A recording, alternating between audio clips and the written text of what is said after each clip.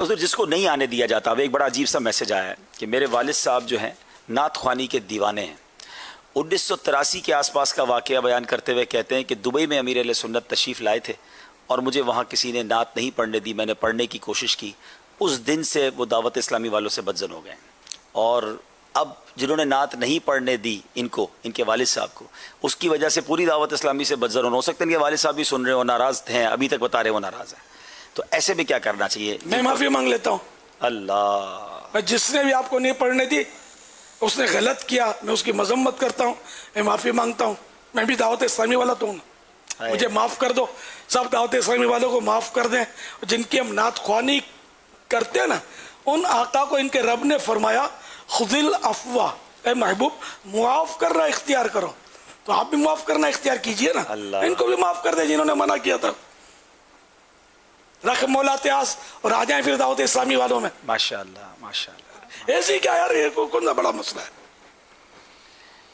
بڑا دل رکھیں۔ ہر کسی کو نعت پڑھانا تو پاسبل بھی نہیں ہوتا، نہیں، ناممکن ہوتا ہے۔ اور واقعی اگر سب کی ایسا ہے نا کہ میں چلو میں بیٹھے بیٹھے باتیں کرنا آتی ہیں، میں جب محفل نعت سجاؤں، لاکھوں روپے خرچہ کروں اور بڑے بڑے لوگوں کو میں بلواؤں، اور اگر کوئی اس میں میرا بھائی مائک پکڑ لے اور مائک نہ چھوڑے اور لوگ اٹھ کے جانے لگے، آپ بتائیے میرے پر بھی تو کچھ گزرے گی کہ نہیں؟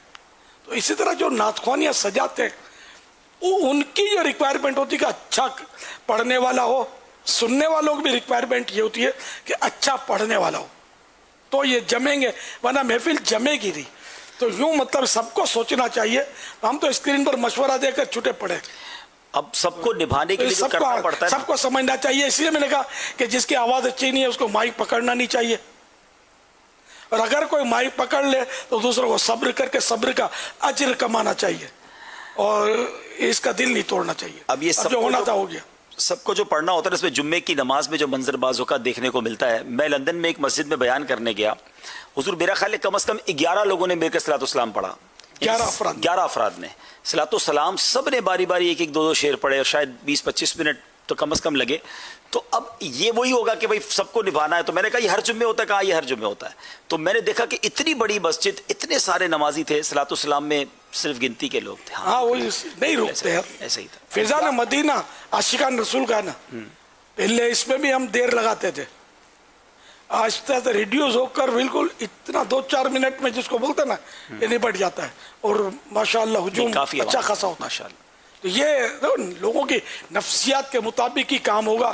آپ مطلب ایسا کام نہیں ہوگا جس سے لوگوں کو اکتاہٹ بوریت ہو۔ وہ جیسے کہ اعلیٰ حضرت کے فتاویٰ میں اب دعائے ثانی جو ہوتی ہے نا، فاتحہ ثانی، ایک تو دعا پہلی ہوتی ہے فرضوں کے بعد، پھر سنت وغیرہ پڑھ کے دعا کرتے ہیں امام صاحب، اس کو دعائے ثانی بولتے ہیں، یعنی دوسری دعا۔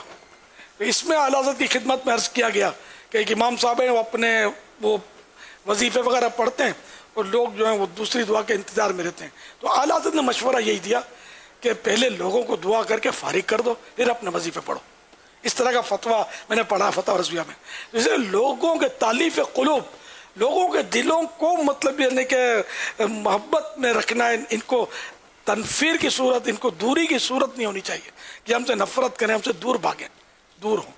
تو یہ حکمت عملی ضروری ہے۔ امام صاحب اگر نفلیں بھی پڑھتے ہیں زیادہ تو ان کو چاہیے کہ فرضوں کے بعد سنتیں پڑھ کے 2 نفل پڑھ لے چاہیں تو لوگوں کے موقع پر۔ اگر آپ کو سنتیں پڑھنے میں دیر زیادہ لگتی ہے اور پتہ چلا ہے کہ سنتیں پڑھ کر نفلیں پڑھ کے آپ دعا کرو گے تو مؤذن صاحب دعا کے لیے نہیں، مائک سمیٹنے کے لیے بیٹھے رہیں گے جبرن قہرن، وہ سارے جا چکے ہوں گے۔ تو اسی صورت میں امام صاحب گستاخی معاف، 2 سنتیں پڑھ کے دعا پڑھا دیں، لوگ آمین کہیں گے، ان کو بھی بیچاروں کو فائدہ ہی ہوگا۔ پھر آپ ہیں اور نفلیں ہیں، کون آپ کو روکتا ہے؟